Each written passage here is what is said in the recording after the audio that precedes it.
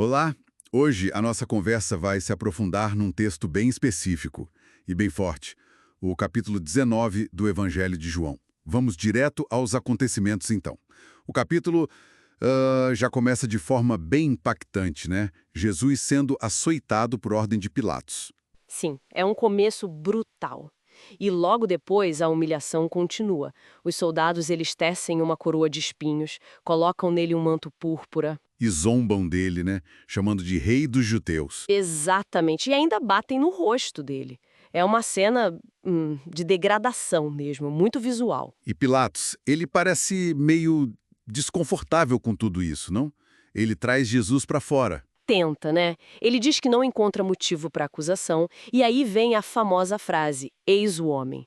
Quase como se dissesse: olhem para ele, não é suficiente. Mas não funciona. A multidão atiçada pelos chefes dos sacerdotes, Pede a crucificação. Gritam por isso. Pilatos ainda tenta argumentar. Mas aí eles jogam pesado. a carta da lei judaica, Isso. Dizem que, pela lei deles, Jesus tem que morrer porque se declarou filho de Deus. E essa acusação específica parece que assusta Pilatos ainda mais. Talvez pela questão da divindade, realeza. entendia. E tem aquele diálogo tenso sobre poder, né? Pilatos fala da autoridade dele. Sim, ele menciona o poder que tem sobre a vida de Jesus. Mas Jesus responde de uma forma inesperada. Como ele responde? Diz que o poder de Pilatos só existe porque foi concedido do alto. E acrescenta que maior pecado tem quem o entregou a ele. É uma resposta que muda a perspectiva do poder ali, né? Com certeza. E a pressão política não para. A multidão acusa Pilatos. Acusa de não ser amigo de César se ele soltar alguém que se diz rei. Isso parece ser o golpe final para Pilatos. Exato, a política fala mais alto. Pilatos cede. Ele senta lá no tribunal, no lugar chamado Gábata, Sim. e apresenta Jesus uma última vez. Eis o rei de vocês. Mas a rejeição é total. Total. Não temos rei senão César. E aí, pronto. Pilatos entrega Jesus para ser crucificado. E a narrativa segue para o Calvário, o Gólgota. Isso, o lugar da caverna. O texto menciona que Jesus carrega a própria cruz, algo que era parte da humilhação da execução romana, e é crucificado entre dois outros, E a inscrição na cruz. que Pilatos mandou escrever. Isso é um ponto interessante. Muito interessante. Ele escreve Jesus de Nazaré, o rei dos judeus. E importante, em aramaico, latim e grego, para todo mundo ler. E os líderes religiosos protestam, claro. Claro, queriam que ele mudasse, que dissesse que Jesus afirmava ser rei. Mas Pilatos é inflexível. O que escrevi, escrevi. É uma frase marcante. Demais. Pode ser lida de tantas formas. Desafio, ironia, ou até uma proclamação involuntária da verdade, né? Pelo menos na visão do evangelista. Enquanto isso acontece lá em cima, os soldados embaixo repartem as roupas de Jesus, mas tem a túnica, né? Ah, sim. A túnica era especial, sem costura, tecida numa peça só. Então, para não rasgar. Eles tiram sorte. Exato. E o evangelista faz questão de dizer que isso cumpre uma profecia das Escrituras sobre as vestes dele. Mais um elemento mostrando um plano maior em andamento, sabe? E perto da cruz. Um momento mais íntimo, em meio a tudo aquilo. Sim, é um momento de cuidado. Estão ali a mãe de Jesus, Maria, outras mulheres e o discípulo amado. E Jesus estabelece um novo vínculo entre a mãe e o discípulo. Mulher, eis aí teu filho, eis aí tua mãe. É muito humano. Extremamente. Um ato de cuidado familiar no meio da execução pública.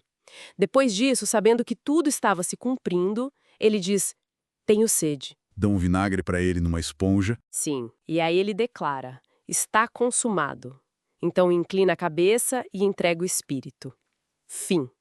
Ou melhor, o fim da vida terrena dele ali. Mas a narrativa continua um pouco mais, né? Por causa do sábado. Isso, era véspera de um sábado especial, um sábado de Páscoa.